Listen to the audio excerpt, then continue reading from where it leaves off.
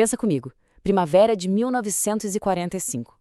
O ar na Europa tá pesado, sabe? Carregado de uma expectativa que dá quase para tocar. O fim da guerra parece muito perto, mas a vitória final ainda não está garantida, não. Ainda faltavam 2 obstáculos geográficos gigantescos entre os aliados e o coração da Alemanha nazista. Que previsão, hein? É incrível pensar que no meio daquele caos todo de 1945, a revista The Economist conseguiu enxergar o cenário com essa clareza toda.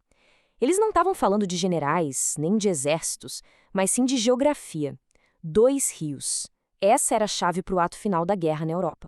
Eram as barreiras decisivas tanto para as forças aliadas quanto para os soviéticos.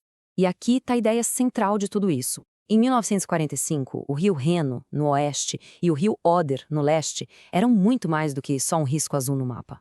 Eles eram, na prática, as muralhas finais, os últimos grandes obstáculos geográficos que defendiam o que ainda restava do Terceiro Reich.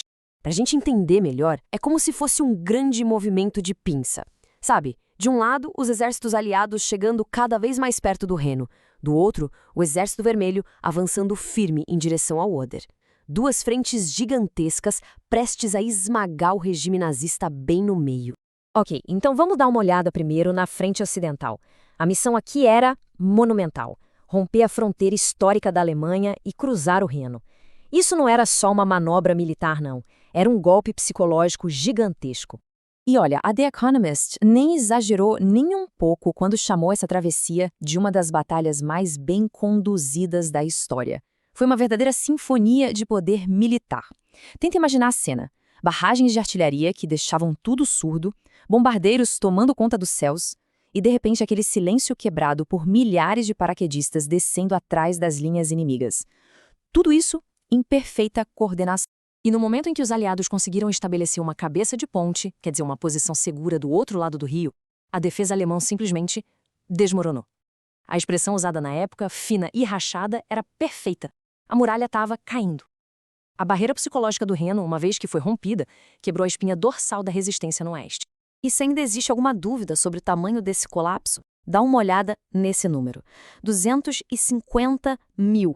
Essa é a quantidade de prisioneiros alemães capturados logo depois da travessia. É um número que não mostra só uma vitória, mostra a aniquilação completa da frente alemã no Reno. Agora, vamos virar o mapa, porque enquanto os aliados comemoravam no Reno, a outra ponta daquela pinça estava se fechando.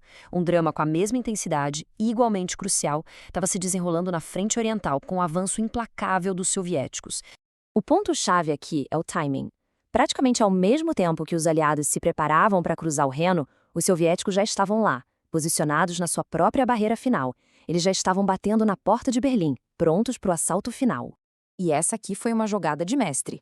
Antes de atacar o Oder com tudo, os soviéticos fizeram uma manobra crucial. Tomaram a Pomerânia para garantir o flanco norte. Foi uma decisão estratégica brilhante. Ao eliminar qualquer ameaça vindo pelos lados, eles podiam concentrar uma força esmagadora direto na travessia do rio e no prêmio final, Berlim.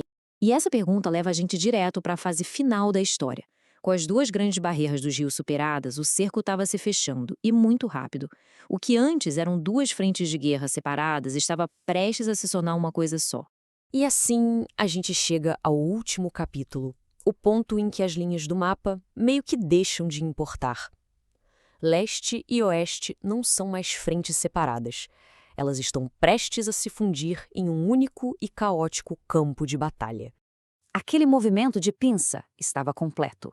As forças aliadas vindo do oeste e as forças soviéticas vindo do leste agora estavam esmagando os últimos vestígios do poder nazista num espaço que ficava cada vez menor entre elas.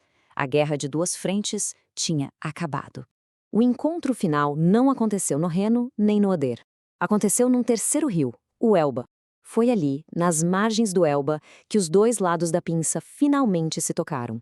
E isso marcou o fim simbólico e também prático da guerra na Europa.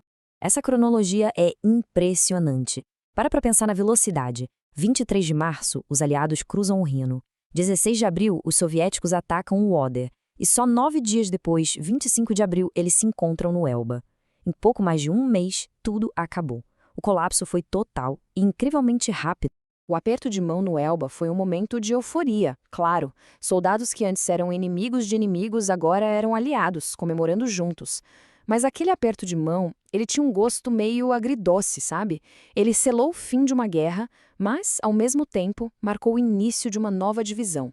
A pergunta que ficou ecoando pela Europa foi: e agora? O que acontece quando os libertadores não conseguem concordar sobre o futuro?